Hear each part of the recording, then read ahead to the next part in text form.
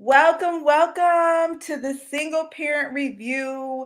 We are so happy to launch our first episode, and we have an amazing first guest to kick off our first season of the Single Parent Review. But before you meet her, we are going to pop in this intro so you can see a little bit about what we're about.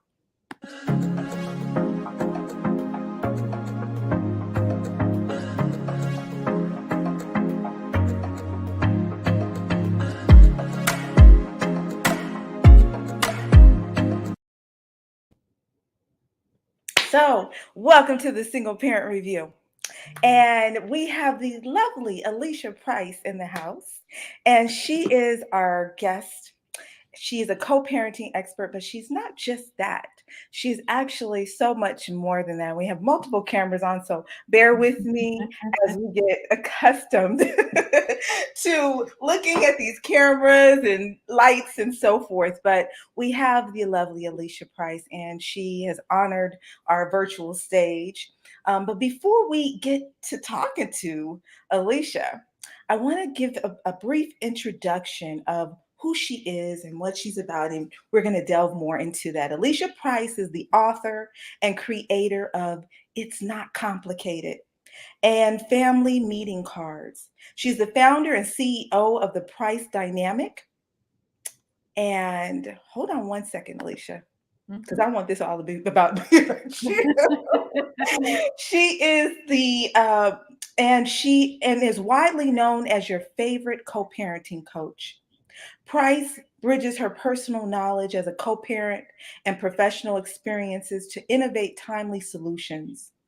Price, who has been featured in Forbes as a rising social entrepreneur and can be seen coaching on OWN's top reality show, Love and Marriage in Huntsville. And I want you to get a glimpse of what she does, but we'll pop that in a little bit later on. Alicia, welcome to the Single Parent Review Show. Thank you. Thank you I, so I much for wish I could having pop me. in some applause for you.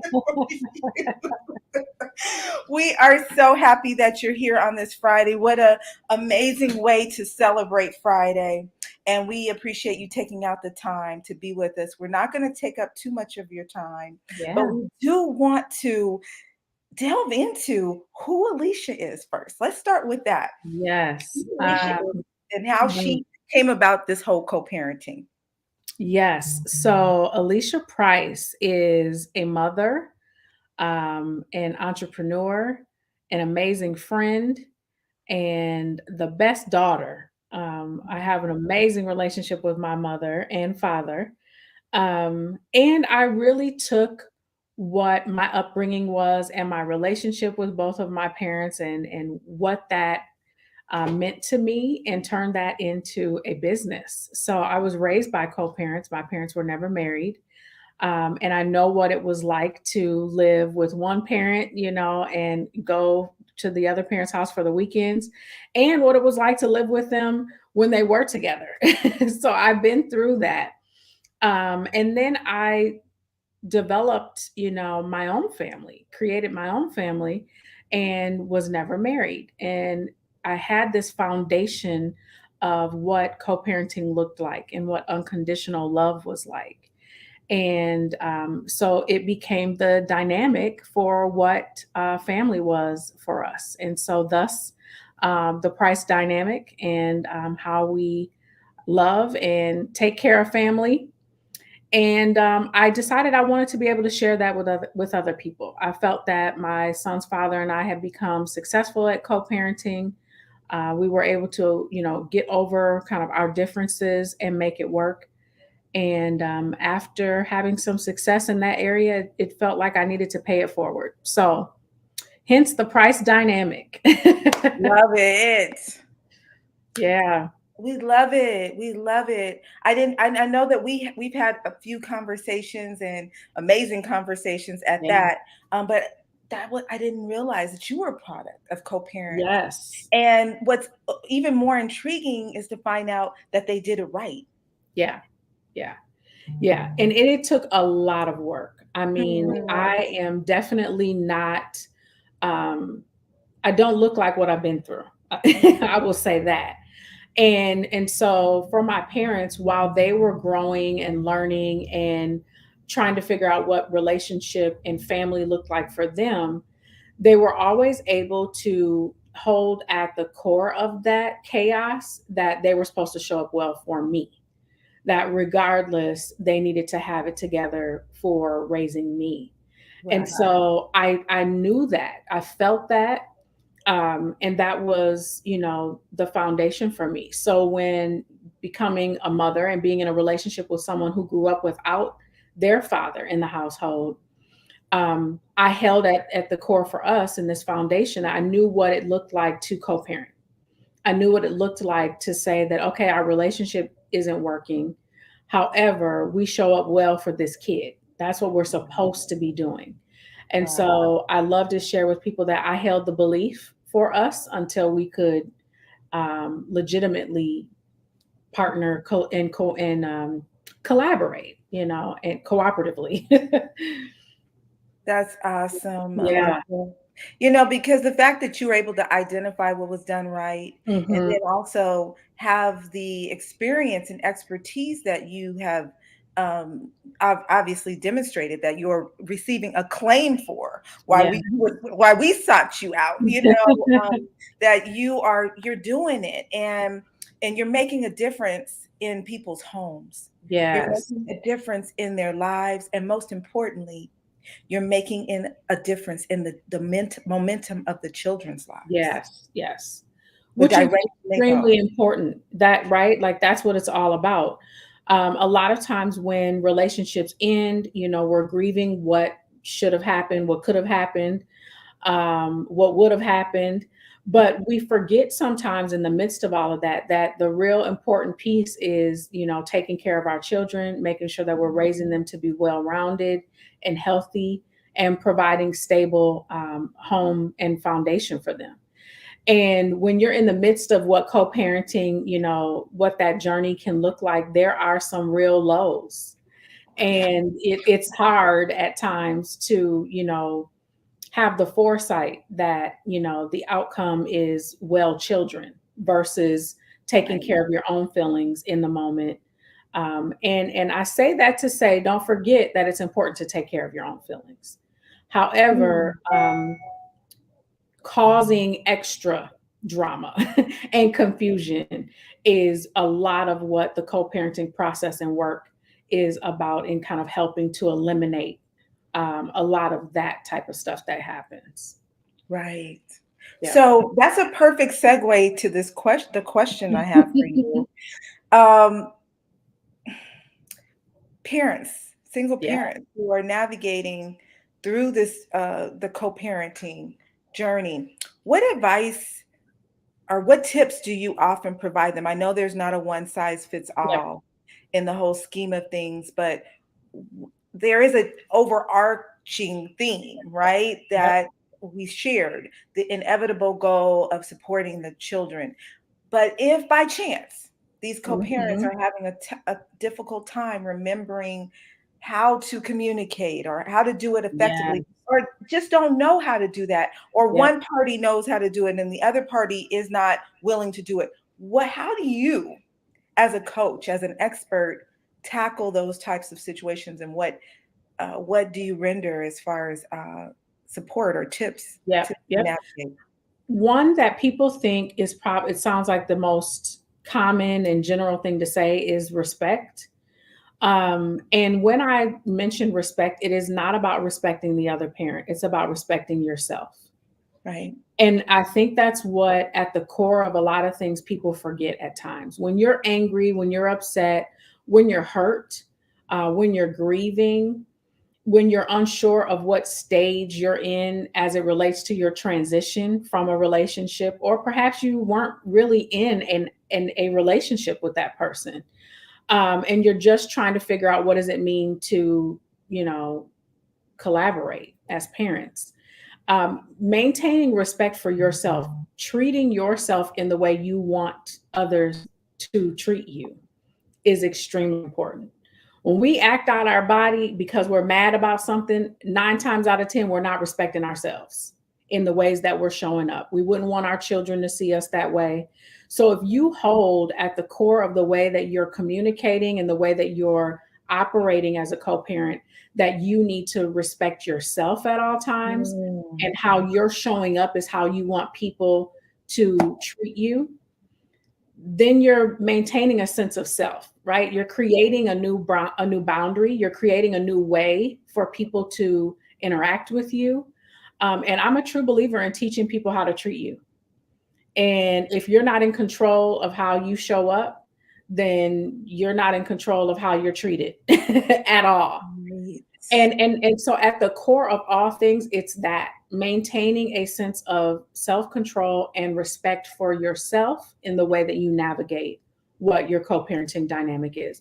Worrying less about what the other person is doing and most about how you're showing up and how you're operating. And the ways that you stay firm and what that looks like, it changes your family dynamic. And a lot of times people don't believe that, they want to fix the other person.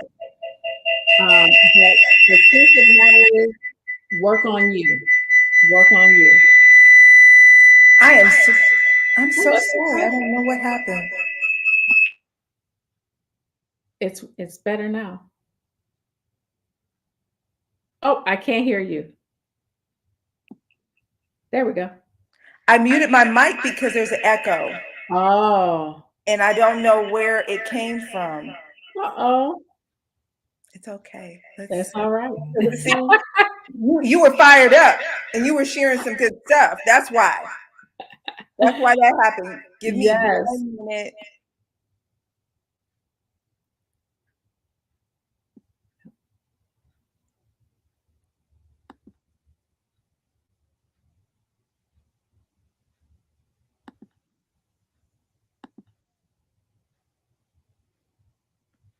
Can you hear me? Yep. Okay.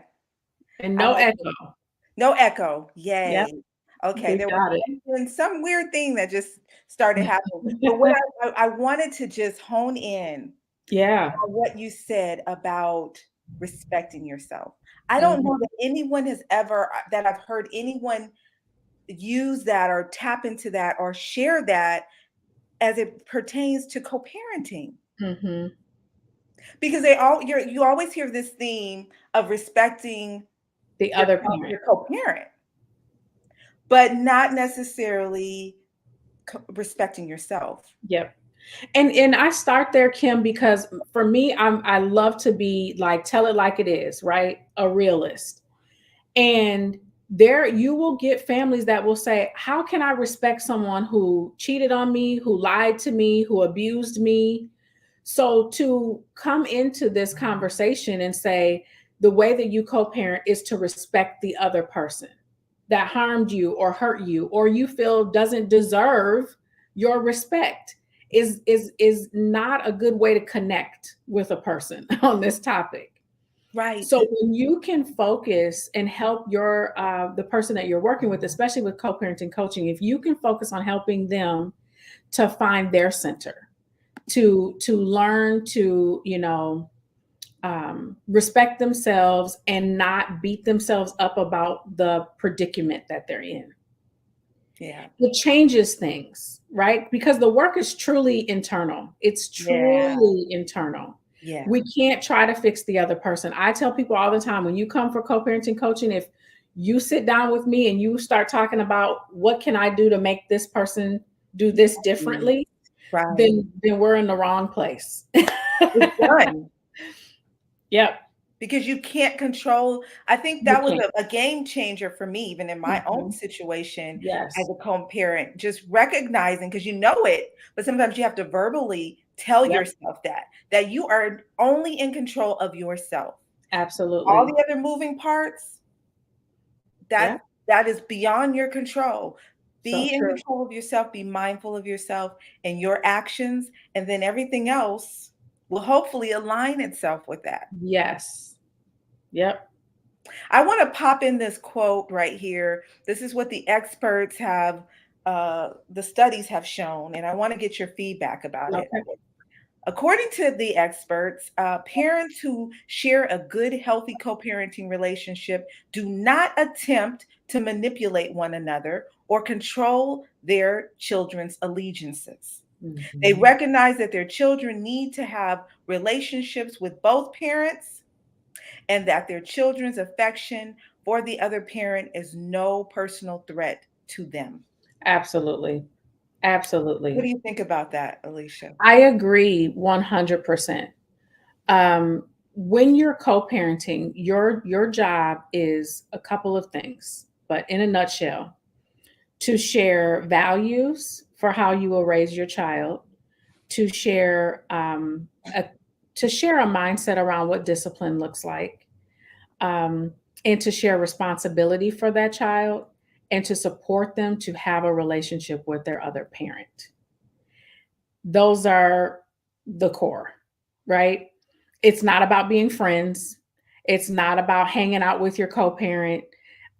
It's not about making sure that your co-parent likes you or that you're talking to them every day. It's not that. And a lot of times people assume that they have to have this friendship, this close bond with a person in order to be co-parents, or if it doesn't look that way, then we're not effective at this. And it's not that.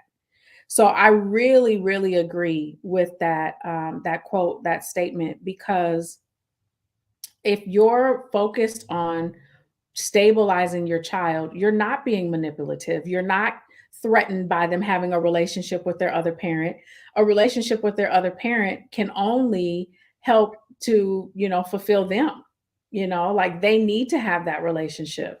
So I would agree 100%. Yes. That's awesome.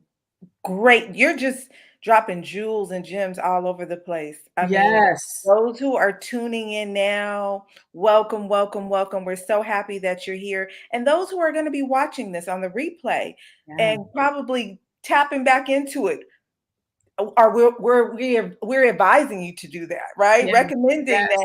when you start to feel yourself going off the beaten path, tap right back into this, okay? Yep, yep, yep.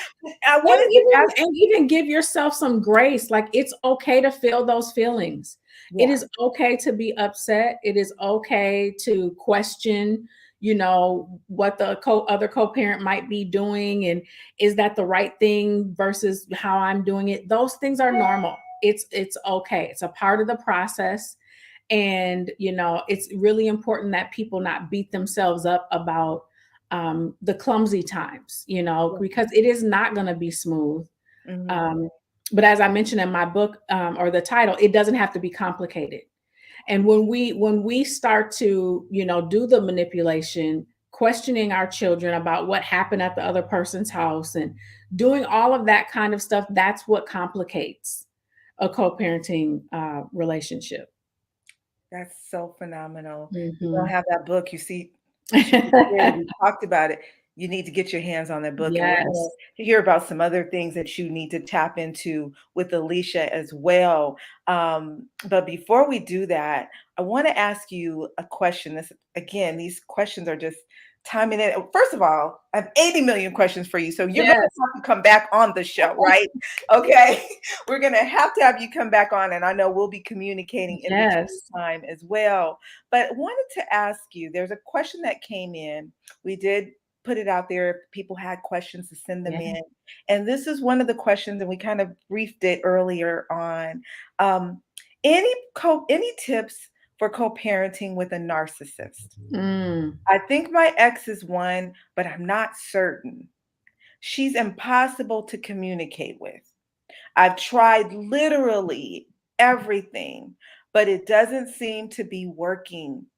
What would you advise? Yes. Are your Great question. and they said our kids are suffering mostly because she talks about me with them, to them, and they Mhm. said it makes them feel sad. Mhm. Mhm. So, one thing for me is I am really big on not focusing so much on the label, or categorizing people. So we throw around that term narcissist quite a bit. And I think we can, misdiagnose or define people as narcissists. So I Yeah. would say not to focus so much on whether a person is expressing or as a narcissist or has narcissistic behavior or tendencies that you're recognizing, but focus the most on the ways that you're communicating and the ways that that person might trigger you. So Hmm. instead of the label and trying to figure out, is this person a And narcissist, being their psychologist, right? right? It's like, okay, so I know when she or he says this thing or does this thing, I'm triggered. Right. How do I focus on what my behavior is so then I'm no longer triggered by those things? So again, I always bring it back to the individual and how are you showing up based on your ability to respond to what the other person is doing. And in particular, when you are dealing with someone who has a narcissistic way of communicating, right? Hmm. Blaming a lot or shaming a lot. Um, it's really good to have in your back pocket some blanket statements like, I'm sorry you feel that way, Yes. and be quiet, right? You can Right. acknowledge what a person is saying to you, do some great reflective listening, repeat back to them what they've said. Sometimes people that are just spewing out things to be hurtful don't even realize what they're saying.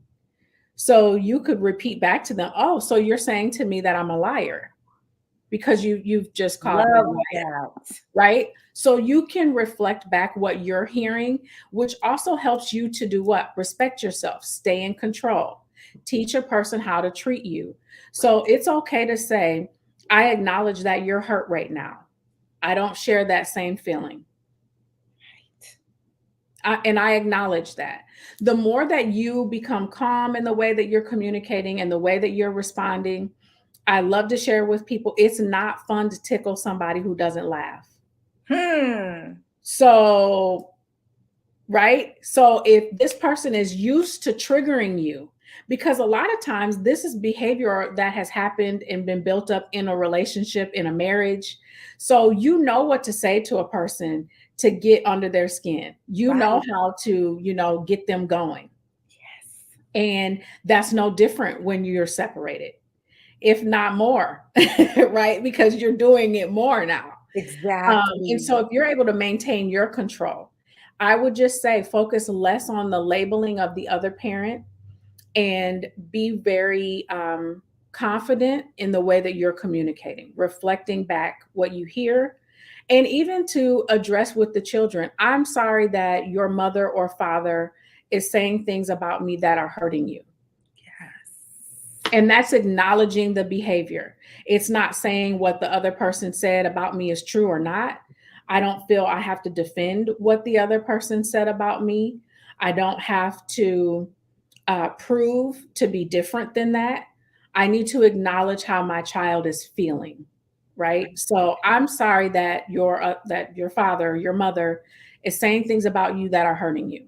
How can I help you right now? I love that. Mhm.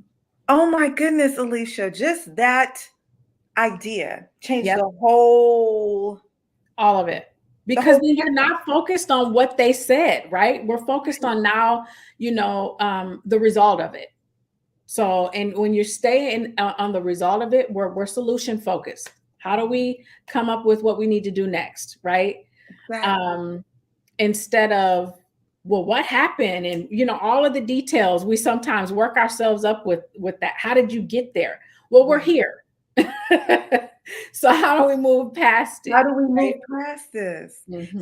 So all of that is absolutely and utterly amazing. I love how you gave these tips on how we can navigate effectively Yes. when we have our children involved and being responsible for our actions and how we're addressing it. But what do you do if you know Yep. or it's evident that the other parent or even both of you Yep. are being toxic or that other parent is doing things that are adversely Yep. affecting the child and they're coming back home and as damaged Yep. goods in a sense Yep. for lack of Yep. better words and then you're every time having to repair because I hear this often as a Mhm. coach as a counselor as a teacher, as a Yep. person, Yep. um, and they're coming home and you feel like you're cleaning up every single time. Yes. What do you advise in those types of situations, if that Yeah. makes sense?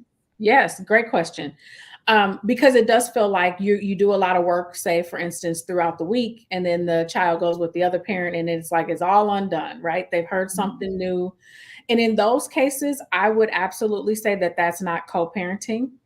That's more of Mm. a parallel parenting dynamic. Oh, can Where you talk about the difference between those? Thank you yes, for bringing that up. absolutely. So parallel parenting is really, in a nutshell, you do it your way at your house, I do it my way at my house.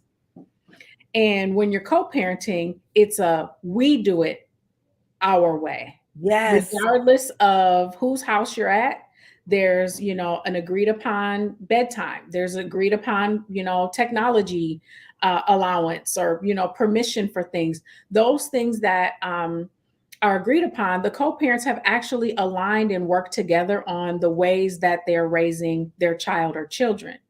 So Right. when you don't have that common language or that agreement, a lot of times you're in a parallel parenting dynamic until you Wow. can co-parent, or if you can.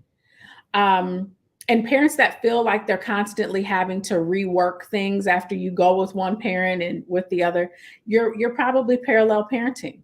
And it's okay to then communicate to your children in those instances how I understand you do it different at this house, but this is how we do it here, right? Wow. And instead of it being, gosh, everything went out the window, it's a lot about working yourself up to understand what you are used to, right? So instead of being mad every time it happens, how do we plan ahead knowing that it will happen? So you be know, proactive, right? Yes, and communicating with your Okay. children about that. The other thing that's key in those situations is children will go to one parent's house, have an experience, not talk to that parent about it, and then go to the primary parent who they live with majority of the time, or the parent that they feel more comfortable communicating with, and then share what happened, right? So now you feel like I've got this information. It's my job to now relay it to the other parent or to Mhm. fix it or do something about it. Right.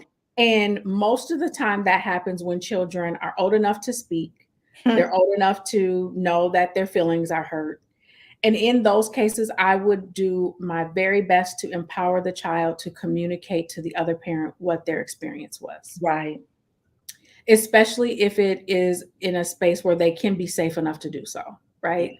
Yeah. The more that we can empower our children to be um, advocates for themselves, for their own feelings, the sooner you get out of the middle, which will affect your ability to co-parent a lot of the times, because it feels like this adversarial thing, like you're constantly showing up as um, the representative of your Right. child, Right. and relaying, well, they told me that you said, and Right. your new girlfriend or boyfriend did to them, and so the more that you can remove yourself from being in that space and empower your children to advocate, empower your children to have a skill set about speaking up for themselves or developing a relationship with their other parent where they can communicate, Yes. um, that helps a great deal. Yeah. That is phenomenal. And as you were talking, I was thinking about something that maybe you were even possibly alluding to, um, manipulation by way Yep. of the children. Oftentimes in these co-parenting situations, the child, for whatever reason, you don't know necessarily what it's about, comfort or just the fact that they can. Yeah. How do you tackle the manipulation component when one parent is kind of on board with it, maybe kind of Mhm. feeds into it, and the other parent is trying to counteract it because they know it's obviously not healthy for the Yep. situation? How do you tackle that? Yes. So in my organization, the Price Dynamic, we do a lot of work with supervised parenting time. Okay. And in a nutshell, what happens is the person who is visiting their child is non-residential or doesn't have custody. And we see a lot of manipulation happen in those cases because a parent is upset, and so they talk negatively about the other parent. And the child notices that when we're talking negatively about mom or dad, I get a lot of attention. The other parent is talking to me more, asking me more questions, is concerned about how I feel. So it becomes more seductive, if you will, to join in on the negative talking or the manipulative behavior because I get to sit on mom or dad's lap when that's happening, or, they're asking for my opinion. So it is a difficult thing to navigate, especially when a child is feeling like they're being rewarded for being manipulative. One thing that I would say, if you're a parent who is recognizing kind of the manipulation that's happening, we have instituted a practice of journaling. And we've shared with parents that, have a journal that your child carries with them from one house to the next, right? And you make sure you get that journal just like you make sure you get the backpack or the shoes that they're going to need for basketball, right? So as you're collecting those items that your child is going to need throughout the week, you also get the journal back. And the journal will serve as a neutral or kind of common ground for where communication is happening. So a child can then, create a journal entry of how did you feel this week? Or how did you feel this Saturday? What was the highlight of your Saturday? And they're tracking things that either show positive behavior or negative behavior that they then don't have to share verbally with the other parent, and both parents can read it. So you're not looking for one person to be, the reporter all the time. And even if that's not the manipulation that's happening, it's a sore spot for parents when they've just divorced or broken up. They don't want to hear from the person who they're not a fan of right now that they're doing something good or bad, Right. and most of the times bad, that the kid doesn't like something. Right. Um, and I remember being in that place, having to tell my son's father, like, hey, he's upset because this happened at your house this weekend. Wow. And there's a way to do that, to share that information. And of course, in coaching sessions, those are things that we talk through. What are some strategies and some skills for communicating things that can be difficult? But I would say overall, high level for that particular situation, not talking about the other parent in front of your children as much as possible, Right. because we don't want them to feel like they're being rewarded by listening to the bad behavior or by engaging in it. Right. And find a common or neutral space for communication. So a journal is great, like telling the child when whatever is happening, write it down. Right. So you're not Right. waiting for them to hold everything that happened over the weekend and then Okay. come home to you. And now you got to sit down and report back to me everything that happened. Hand me your journal. Let me read through. And then you get to ask proactively, oh, you went to the, swim place this weekend. How was that? Right. Versus where'd you go this weekend? What'd you do? Who was there? You Yeah. know? So Yeah. it gives a different way of sharing information and communicating that then doesn't feel like it's tattletelling and manipulative. Love everything. Love everything that you are sharing today. And what I love it, well, I love everything you've shared, but one of the main things that you the catalyst of something that Yes. you shared was you have to do the internal work. Hmm. And I can just, even as you were sharing, I'm thinking about the co-parenting situation and how it's ugly, it gets ugly sometimes, Yes. but most often it gets ugly because someone hasn't done Their work. work, Yep. whether it is going to see a therapist and dealing with some other issues, Yes. right? Yes. Childhood issues, Yes. issues that they might have had with their parents or with their siblings or whatever the case being, Mhm. abandonment issues, imposter syndrome. We Yep. can go on and on and on and on. And so without that work being done, it can truly impact, can spill over. into the Absolutely. co-parenting situation. And I could just hear that common thread Yep. through a lot of the Yep. wonderful gems that you shared. Yep. So true. Went over to the comments, and I can you see the comments too? No. Alicia? Actually, let's see. I can click there and maybe. Oh, yes, I can. Awesome. Okay, because they weren't scrolling on the screen, so I went over there to them, and I think someone shared they already have the book. Yes, thank And you, Teresa. that's so awesome. We have some friends sharing. Spotlighted Miss Teresa said boundaries. Yep. Putting those boundaries up. We didn't talk a lot about that, but that's an underlining theme as well. Hmm. Instituting those boundaries. We don't even have to say you're not going to do this. Right. What are your thoughts on boundaries as it pertains to co-parenting? And I know we're going to wind down, but just want Yes. to hear about your input on that. Boundaries are essential, right? Like I'm a true believer in, like I said, teaching people how to treat you. And in my book, I talk a lot about, what are the things that you're like, absolutely positively, I won't do and I can't do. And be honest about those things and lay them out. But then be just as honest with yourself about the areas where you can, let up a little bit, right? Everything isn't on fire, everything isn't terrible, everything shouldn't be no. And if you're not saying no, you should be concerned also, because that means some of the behaviors that you probably had in that relationship that weren't healthy are now spewing into what you're trying to create as a co-parenting relationship. Right. So you do need to be, mindful of boundaries. A big one for me was, whether or not the new spouse or the new person that your child's other parent is dating is welcome at your home. That may be a boundary for some people, Right. so talking through that kind of stuff. And it doesn't have to be things that happen already. Big thing is to be proactive. This is the best time ever to come up with your list of what ifs. Right. Because if you plan that list of what ifs, you're not caught out there responding in a way that's not respecting yourself.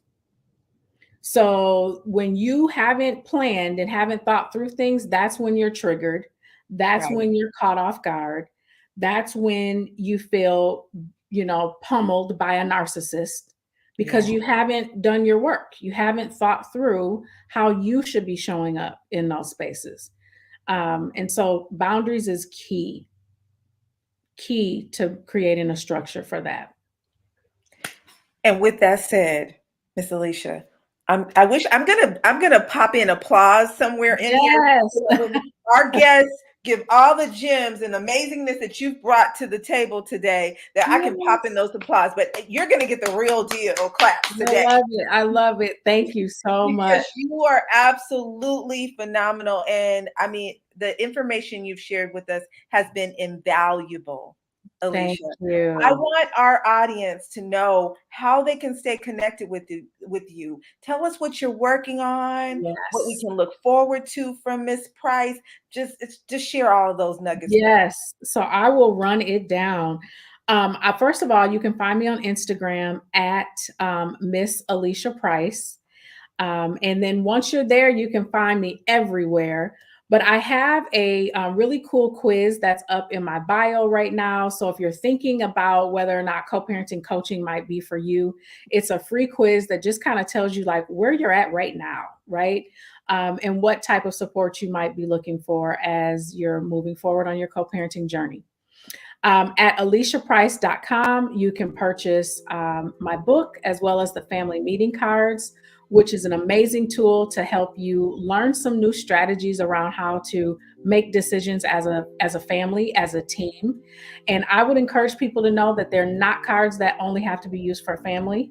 I've seen people using them in the workplace to do one-on-one sessions with employees to just ease what it looks like to have an open and meaningful conversation around making decisions. I also have created a community for women.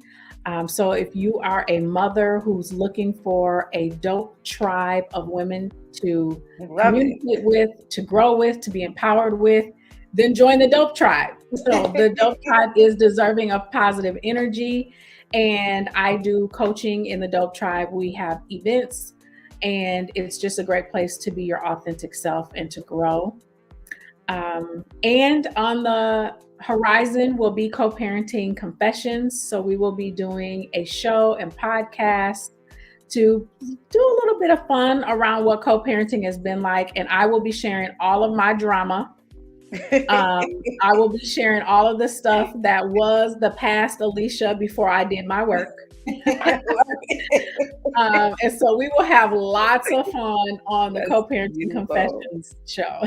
Love it, Alicia. We are here for it, and we are here to support you in everything you're doing. So glad that we've connected with each other. Yes. We're looking forward to you coming into our community as well and continuing to share gems. And we want to come over and support you. We are on Clubhouse, and Alicia has so graciously agreed to come and speak in some of our rooms and possibly even run some rooms surrounding all of the amazing things that she's doing. And so we're excited where this is going to be going. We're going to round off 2022 with a bang, because I can't believe we're already in April. I know. Right? We're already in April. So we have some exciting things to come. And we want to thank you all for tapping into the first official episode of the Single Parent Review. Yay! Next month is Mother's Day week, a month. And so we're going to have some exciting guests on the horizon for that, as well as Father's Day month coming thereafter, and so many exciting things to come. So we want to thank you again. Thank you. Alicia. Oh my goodness, sending you virtual love, flowers, hugs, all of that good stuff. And of course, want to thank all of you who tuned in today to the first premiere, as well as those of you who are watching the replay of it. We appreciate you. Don't hesitate to connect with us. If you're not already subscribed to the Single Parent Review, subscribe, follow us on Instagram. We have that little thing that scrolls under, but it'll be on there next time. Okay. So thank you, everyone. And we will connect with you later. Thanks, Alicia. Appreciate you. Bye, everyone.